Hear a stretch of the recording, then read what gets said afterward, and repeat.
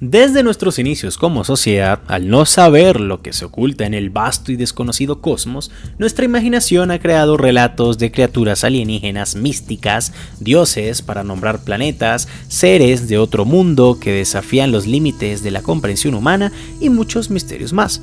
Más recientemente, al dejar volar nuestras mentes, hemos fundado universos ficticios estelares tan vastos como el de Star Wars, Star Trek, Halo y demás, y también historias más reducidas pero igual de cautivantes como las de Alien, Cloverfield, entre otros. Sin embargo, ¿qué sucedería si tan solo uno de estos seres de más allá de las estrellas de verdad existieran y visitaran nuestro planeta? Yo soy Rafael Peraza y esto es ¿Y si los depredadores fuesen reales?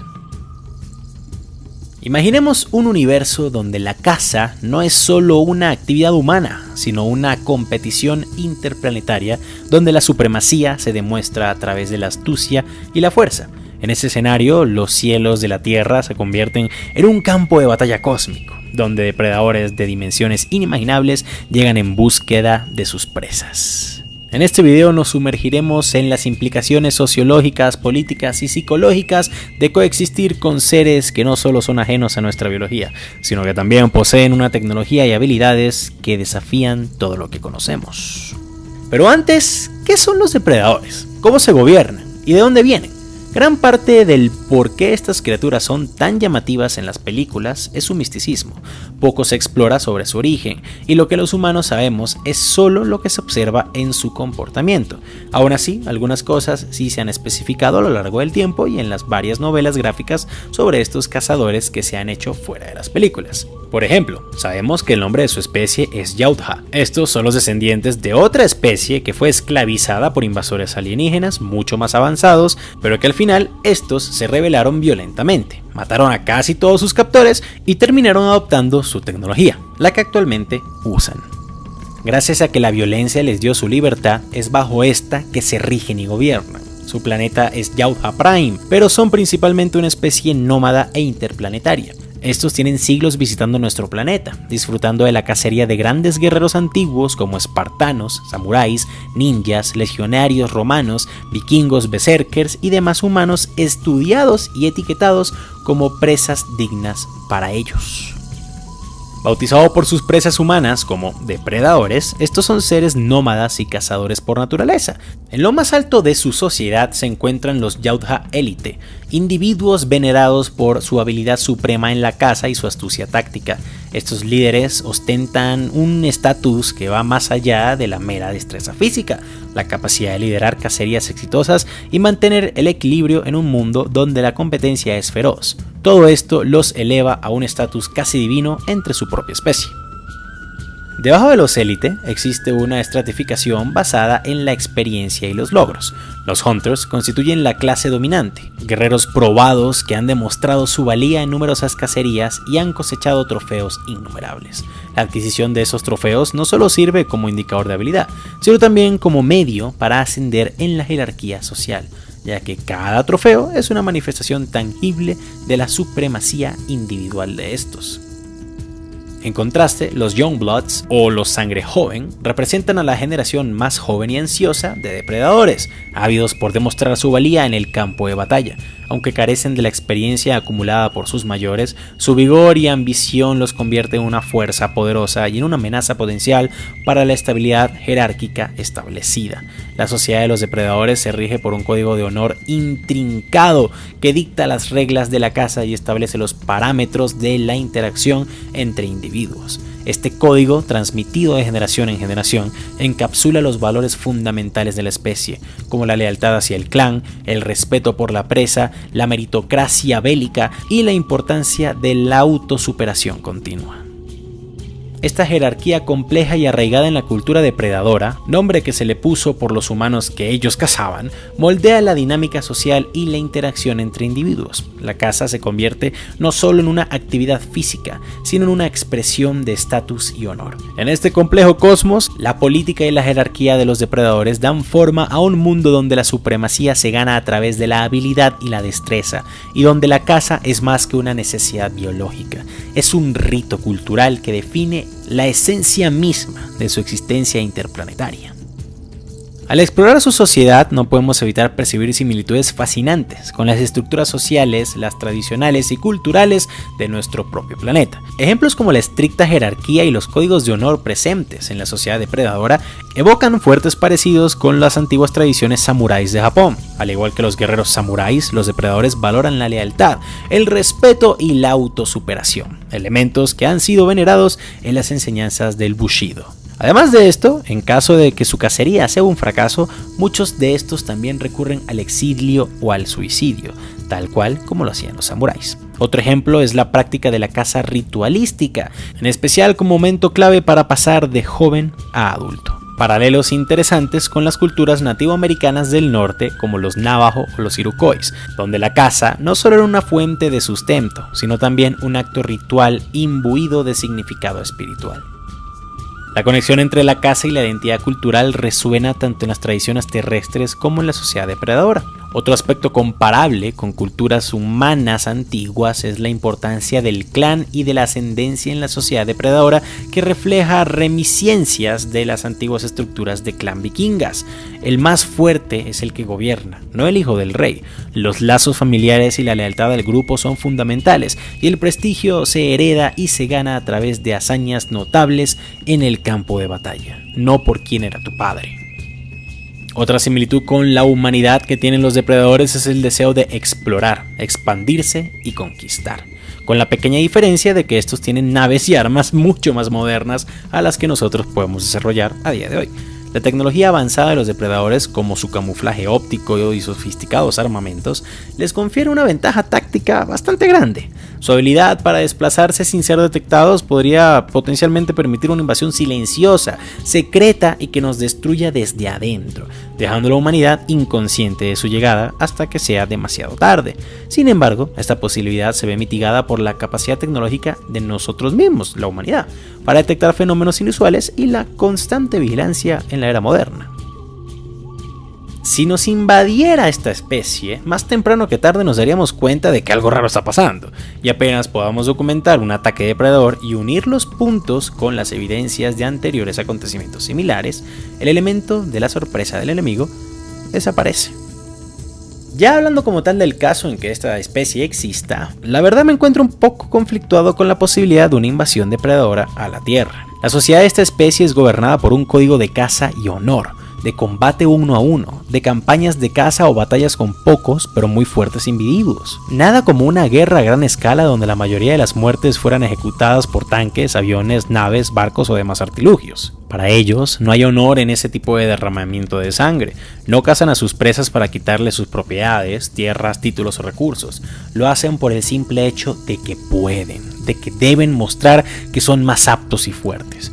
Por lo que por esas razones podrían dedicarse más bien a cazar en secreto a humanos aptos en vez de invadir y esclavizar a todo el planeta.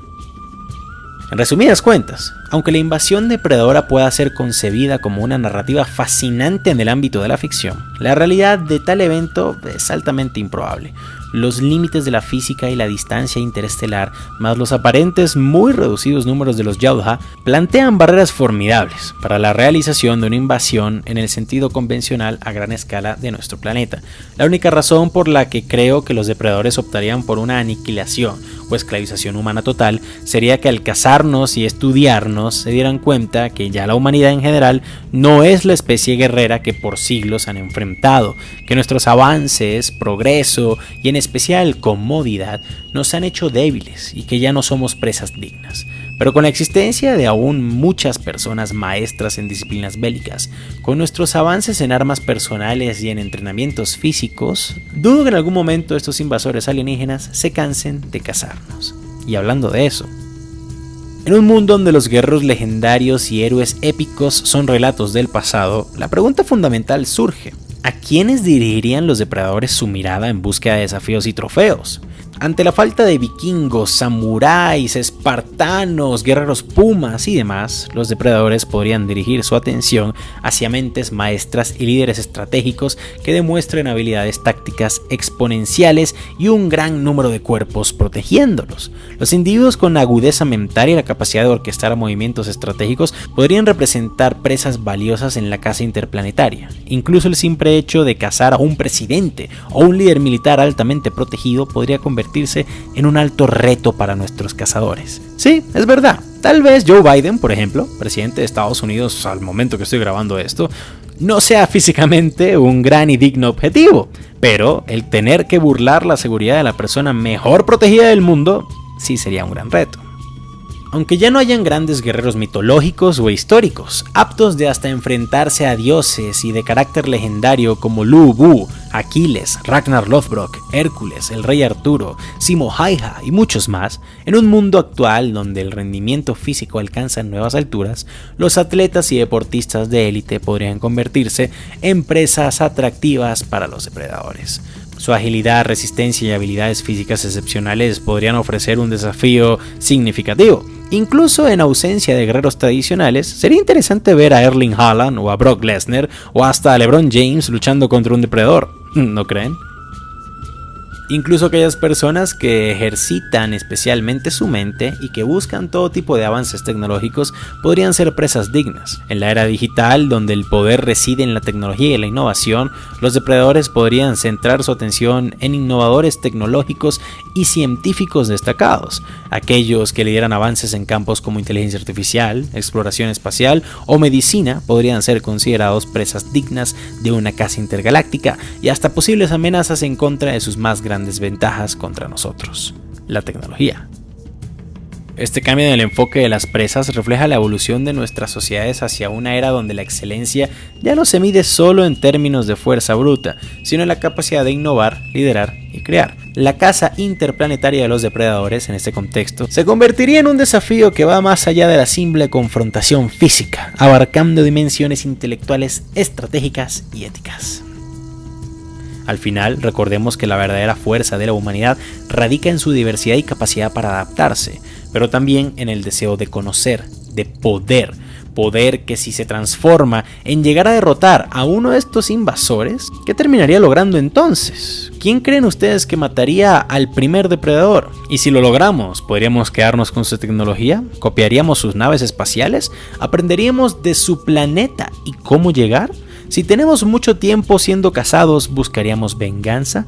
¿Cómo se vería una verdadera guerra intergaláctica entre humanos y depredadores? ¿Cómo reaccionarían estos ante la noticia de que un humano mató a uno de los suyos? Todo esto y mucho más en nuestra segunda parte de este video.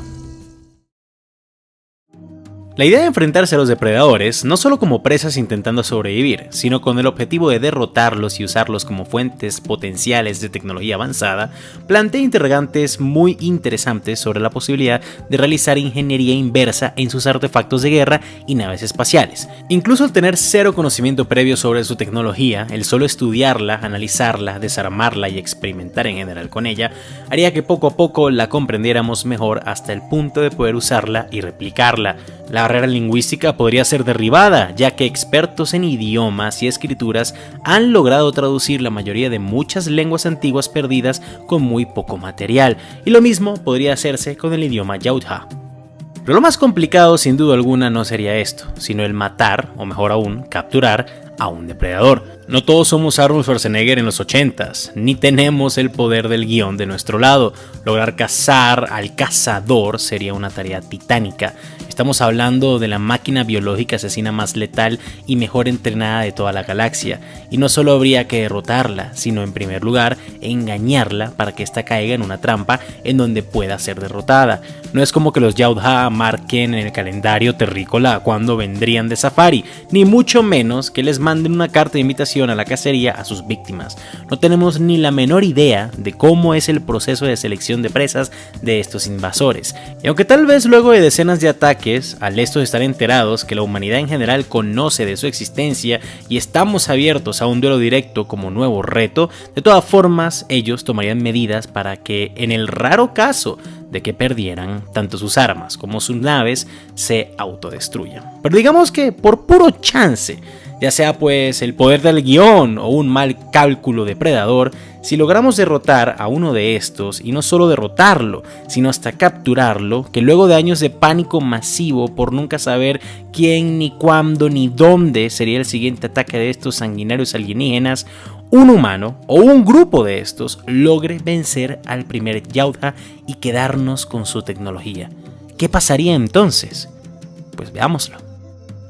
Honestamente, creo que en el caso de que alguien, ya sea un gobierno, un grupo armado, mercenario, una contratista armamentística, un grupo de paramilitares o narcotraficantes, o quien sea, logre matar a un depredador, esto sea un secreto por mucho tiempo. Esto no lo será. Eventualmente el hecho saldría a la luz y los gobiernos del mundo demandarían que por el bienestar de la humanidad su tecnología sea compartida. Todo dependerá de quién lo consiga primero, si son los Estados Unidos y sus aliados, por ejemplo, los rusos o los chinos, o algún otro gobierno menos alineado. Incluso las mismas películas muestran que los depredadores no son tan consistentes en sus destinos. La selva amazónica, la ciudad de Los Ángeles y hasta el frío de la Antártida son todos destinos que estos monstruos han visitado. Pero incluso si nos vamos por la opción Hollywood y decimos que, no sé, Washington es la primera que se queda con la tecnología alien, tal cual como con otras armas del pasado, como por ejemplo la bomba nuclear, solo sería cuestión de tiempo para que los rusos, los chinos o quien sea también se apoderen de estos conocimientos o ellos mismos derroten a otro depredador. Así que solo por el bien de la historia, usemos este ejemplo. Son los Estados Unidos los primeros que la consiguen, tal cual como en las películas.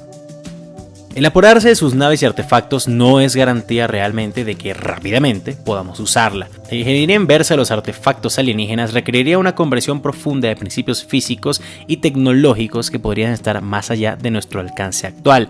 El poder aprovecharla requeriría de mucho tiempo y esfuerzo, y les puedo apostar que los depredadores son capaces de ubicar su propia tecnología fuera como fuera, y el acontecimiento que un cazador de élite haya sido derrotado por un humano haría que conseguir la cabeza de ese individuo se volviera el tesoro más codiciado por todos los Yautjas, y eso, más la necesidad de mantener sus avances tecnológicos en secreto, haría que la máxima cacería depredadora comenzara. A partir de ese momento, creo que hay dos muy posibles líneas de tiempo y hechos que pudieran ocurrir. Una siendo que logremos descifrar su tecnología y usarla en su contra, y la otra que estos monstruos logren recuperar lo que es de ellos. Y veremos ambos puntos a continuación. Los juegos del alien. Si los estadounidenses logran matar a un depredador, tanto sus restos como su tecnología serían trasladados a la zona más segura y fuertemente militarizada que haya disponible para su protección y estudio. El gobierno de este país tiene una de las mayores concentraciones de búnkers y bases militares altamente defendidas que hay en el mundo, y muchos de estos se encuentran en las geográficamente fortificadas montañas de las Rocallosas, en todo el medio del país. Miles de soldados con los mejores equipos militares la protegerían, aviones cazas de guerra rondarían los cielos 24/7, tanques, defensas antiaéreas, trampas, drones kamikazes y cualquier tipo de artilugio militar que se les ocurra que exista sería puesto al servicio de proteger a las mentes que día y noche tratarían de desentrañar los secretos de nuestros enemigos. Pero, de la misma forma, este sería el mayor reto que un Yautja afrontaría en su vida, y los más grandes y poderosos clanes mandarían a sus mejores depredadores a eliminar dichas defensas y destruir su tecnología robada y todo lo que hayamos aprendido de ella. Creo que esta sola idea sería una tremenda trama para una nueva película de esta franquicia, depredadores contra la mejor base del mundo. Y la verdad es que el solo haber matado a un depredador habría sido cuestión de mucha suerte y esfuerzo. Y si hablamos entonces no de uno, sino de un pequeño ejército de estos, incluso la mejor preparación y protección no sería suficiente. Tarde o temprano estos lograrían destruir su nave y artilugios confiscados, castigando y destruyendo la moral humana en el proceso. Y nos daríamos cuenta que luchar contra ellos de tú a tú y de forma directa es inútil. Ojo, esto sería en el caso que decidieran recuperar lo suyo, pero ¿y si no? ¿Y si vemos una realidad donde sí podemos desentrañar todo esto? Pues esa es realmente la línea del tiempo que vamos a elegir para que esta historia sea un poco más interesante. Desentrañando los secretos del universo. El segundo escenario que veo es que si llegamos a comprender y usar su tecnología, ya sea por el hecho de que estos no intentaron recuperarla o porque sí logramos esconderla perfectamente hasta el punto de descifrar sus secretos, esto requeriría de muchísimo tiempo y de la unión de las mejores mentes del mundo, no solo de Estados Unidos. Pero si logramos ser subestimados por los cazadores, si desciframos su idioma y mapas y hasta logramos ubicar en el espacio de dónde vienen estos monstruos, podríamos rápida y definitivamente ponerle fin a este juego macabro y enfermo de cacería humana que los depredadores juegan sangrientamente. Desde que la existencia de monstruos cazadores del espacio dejó de ser un rumor y se convirtió en noticia, la humanidad habría estado viviendo aterrorizada y llena de preguntas. Su misticismo, su modus operandum tan enfermizo, el morbo y la incertidumbre haría que, incluso cuando tal vez no se registraran más de una docena de estas cacerías al año, sin matar tal vez a más de 100 personas en el mismo tiempo, todo el mundo se obsesionara y entrara en pánico por la existencia de monstruos cazadores alienígenas. Y creo que tiene sentido. Al ser tan reducida su presencia, este pánico no sería tan grande como para mandar al mundo entero a un estado salvaje de anarquía, pero sí haría que la paranoia y el miedo fueran mucho más comunes en la gente. El odio y el miedo harían que se exigiera a los gobiernos del mundo que se hiciera algo al respecto. El no poder defenderse traumaba aún más a la gente, y si la posibilidad de contraatacar, de cambiar las cartas en el asunto y de por primera vez ser nosotros los cazadores se daba, el planeta entero exigiría que se hiciera algo al respecto, y eso mismo pasaría. Tras por fin entender los secretos no tanto de la tecnología, sino de los Yautjas mismos, podríamos comprender mejor la amenaza a la que nos enfrentamos. Ya hablando del canon como tal, y no de lo que estamos creando en este video, no hay mucha información oficial sobre el planeta de los depredadores en esta franquicia, pero siguiendo sus características biológicas, su organización social y su filosofía de vida, no es muy alocado creer que esta sociedad, que se basa en la perfección, el honor en la caza y en la supervivencia y el reinado del más fuerte, entonces dicha no sea una muy grande en cuestión a población.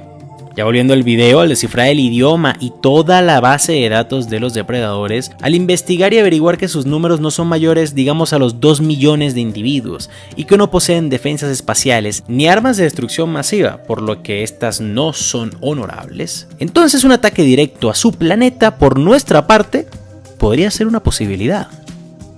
Y sí, ya sé que muchos de ustedes estarán diciendo, ya va Rafa, ¿dices que en serio esta sociedad adicta a la guerra y el combate no tendría armas de destrucción masiva a su disposición? Eso es totalmente ridículo, yo vi algo que tal lado sí tenían, o yo sí creo que van a tener y bla bla bla bla bla. Y sí, entiendo sus puntos, mis amigos. Pero es justamente esa obsesión bélica la que yo creo que los alejaría de tecnologías como las bombas nucleares o hasta armas más mortales en masa. Si nos vamos otra vez al lore oficial, vemos que los Yautja no desarrollaron su tecnología desde cero. Por siglos, estos fueron conquistados y esclavizados por otra especie alienígena mucho más avanzada, pero menos pulida en el arte de la guerra, los Amengi, y que fue mediante una revolución armada que los antepasados de los depredadores lograron derrotar a sus invasores, matarlos y quedarse con su tecnología.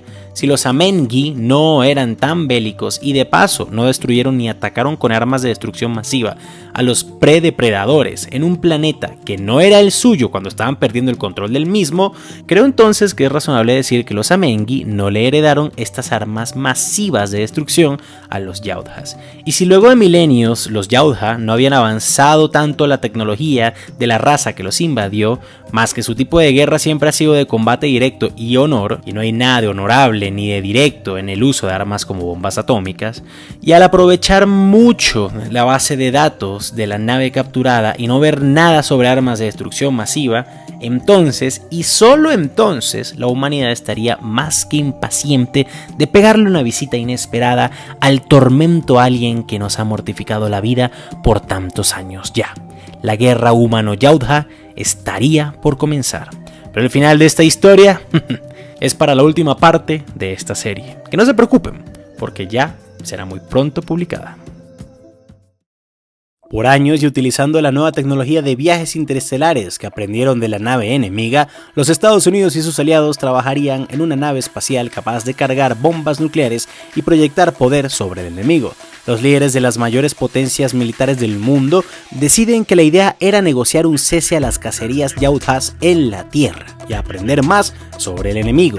y tener armas de destrucción masiva consigo eran una garantía de negociaciones, con la excepción de que si el planeta era muy pequeño y no tan protegido, se bombardearía todo lo posible con el fin de dejarlos en jaque. Poco se sabe públicamente del plan, pero ya todo el mundo lo sospechaba. Millones salieron a la calle en forma de protesta contra lo que podría ser el inicio de una guerra intergaláctica, pero los objetivos ya estaban marcados. La tripulación de la nueva nave espacial humano Yautja, nombrada como la Fenrir, estaba por salir. El viaje más importante para la historia de la humanidad estaba por comenzar. Yo soy Rafael Peraza y esto es ¿Y si los depredadores fueran reales? Parte 3, final. Según los cálculos matemáticos, la nave tripulada por generales, diplomáticos, lingüistas que llevaban años estudiando el idioma depredador e ingenieros, llegaría a Yautja Prime en solo unas semanas. La idea era usar ese tiempo para simular y analizar todos los posibles escenarios que podrían ocurrir una vez llegaran a la órbita del planeta entre comillas enemigo. La humanidad estaba cansada de ser considerada un safari de cacería abierta para los depredadores y harían lo necesario para llevarlos a parar esta práctica y obtener más información y tecnología alien al mismo tiempo. La opción nuclear no estaba para nada descartada.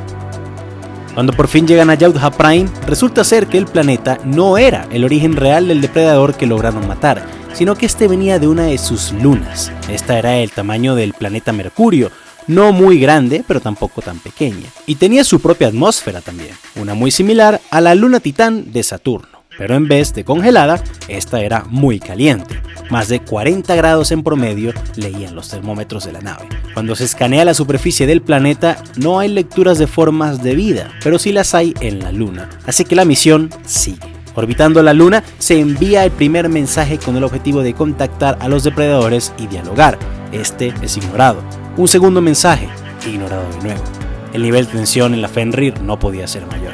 Se intenta una vez más y luego de varios segundos hay una respuesta. Por las comunicaciones, se les dice a los humanos que esperen la llegada de una delegación Yautja con el fin de dialogar. Cuando esta aparece, los líderes de ambos lados se reúnen en la nave humana. Utilizando toda la información que había sobre los Yautjas en la nave del depredador muerto, se logra entablar una conversación medianamente fluida entre ambas partes. Y sobra decir que los Yautjas estaban muy intrigados. En medio de sus dudas, preguntan cómo llegaron los humanos hasta allí. Con ambas partes estando de pie en los lados opuestos de la sala de negociaciones, el lado humano explica que lograron matar a uno de sus Yautjas cazadores y que la humanidad estaba cansada de ser parte de ese juego que tenían siglos jugando con ellos. Los Yautjas, una vez más, muy sorprendidos e intrigados, preguntan si aquel que logró matar a su hermano cazador se encontraba en la nave con ellos, ya que querían hablar con él o ella de forma directa. Pero al estas personas no estar en la nave, los Yautjas se decepcionan y cambiaron muchísimo la tónica de la conversación, perdiendo bastante interés. Los humanos siguen haciendo preguntas en su idioma Yautja mal hablado, pero sus contrapartes se niegan a dar más información, hasta que uno de los delegados humanos propone una lucha en cambio de que les cuenten más sobre ellos. El plan funciona y los Yautjas revelan que era una sociedad honrada de cazadores que vivían en la luna de Yautal. Estos hablan un poco más sobre su historia y terminan diciendo que muy pocos de ellos vivían por fuera de la única ciudad de la luna, ya que estuvieron en guerra con otros Yautjas, pero los aniquilaron, quedando solo ellos. Con dicha información, y en lo que se preparaba al humano prometido como tributo de lucha para descender a la luna con los demás Yautjas, el general a bordo de la nave humana le pide a un ingeniero que analice la luna y la ciudad mencionada para ver su tamaño y números. Resulta que esta no era para nada grande, apenas lo suficientemente grande como para albergar unos 25.000 Yautjas, y que no parecía haber ningún otro centro urbano en el resto de la luna. Viéndolo tan reducidos en números y altamente concentrados en un solo espacio, se da la orden de sellar a la delegación Yautja en la antesala de la escotilla de salida y simultáneamente lanzar todas las bombas nucleares que cargaban con destino a la ciudad alien. La decisión de acabar con ellos fue un riesgo que estaban dispuestos a tomar y así evitar que esta amenaza en contra de la humanidad siguiera existiendo. Que los ejércitos en la Tierra podrían con las pocas naves que anduvieran cerca o todavía en la Tierra, y que acabar con ellos sería la mejor opción. Encerrados, desesperados y viendo los misiles estar a punto de llegar a la luna, la delegación Yautja mata al humano tributo y exige una explicación inmediata. El general encargado de la misión le dice al traductor que traduzca lo siguiente: la gente de la Tierra está cansada de sus abusos.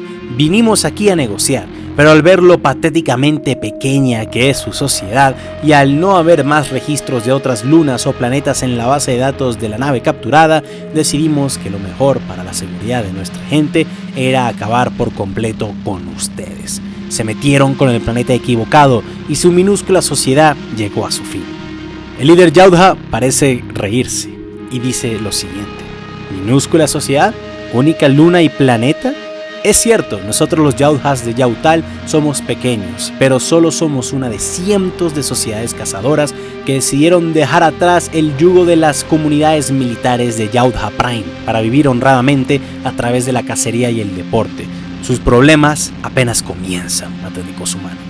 Sin entender completamente lo que dijo el Yautja capturado, la nave humana ve cómo las bombas caen sobre la ciudad de la luna, creando una nube de hongo radioactiva tan grande que hasta se veía perfectamente desde el espacio. Los Yautjas en la escotilla gritan de dolor y rabia. Comienzan a dañar la escotilla y se da la orden de abrirla, eyectándolos al vacío del espacio. Los tripulantes de la Fenrir ven la onda de la bomba, luego se miran entre ellos y uno murmura: ¿sociedad militar? Dijo, ¿huyendo? ¿Vivir honradamente a través de la cacería? ¿Qué querían decir con todo esto? Cuando de repente todas las alarmas se encienden, cientos de nuevas naves aparecen en los radares y parecen todas venir no de la luna, sino del planeta. Es más, ahora las lecturas sí registran formas de vida en la superficie de Yautja Prime, y no son solo una ciudad de 25.000 habitantes aproximadamente, sino que son miles de ciudades, decenas de millones de formas de vida. ¿Qué está pasando? ¿Por qué no vimos nada de esto? ¿Qué ocurrirá? Rápidamente una flota entera enemiga se acercaba a la nave humana, donde por protocolo el general debía iniciar el proceso de autodestrucción para que el enemigo no supiera de dónde venían y atacaran la Tierra. Pero en los pocos segundos que este señor reaccionó, se despidió de todo lo que conocía y da la orden de la autodestrucción. Ya los Yautjas habían escaneado la nave desde lejos, dándose cuenta que las formas de vida dentro de la misma eran humanas, y en lo que estaban a punto de atacar, la Fenrir explota sin dejar ningún rastro. Pero este sacrificio sería en vano.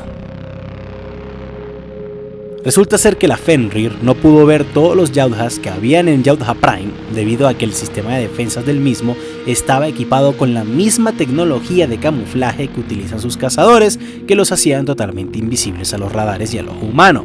Los depredadores de la luna de Yautal eran un pequeño clan que se había ido del planeta para evitar las constantes guerras, y eran solo una casta de cazadores. Solo cazaban por deporte y vivían tranquilos y sin defensas espaciales, ya que ningún clan atacaría a otro sin defensas, porque esto sería deshonroso.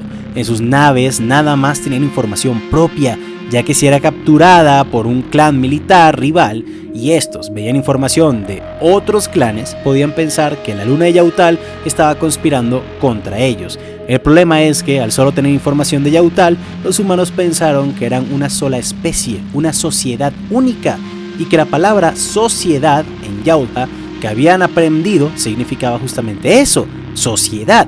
Pero eso estaba errado, no era sociedad, era clan. Ese era el significado, clan.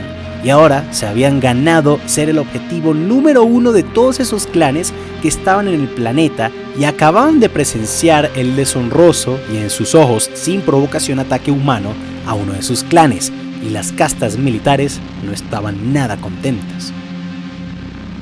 Los depredadores han estado presentes siempre en la Tierra, nos conocen, saben nuestras debilidades, ayudaron a la caída de la civilización maya, cazaron durante la Primera y Segunda Guerra Mundial, en Vietnam, en la Guerra Civil Rusa, en numerosos conflictos en África y demás lugares. Y esto era información sabida por todos los clanes.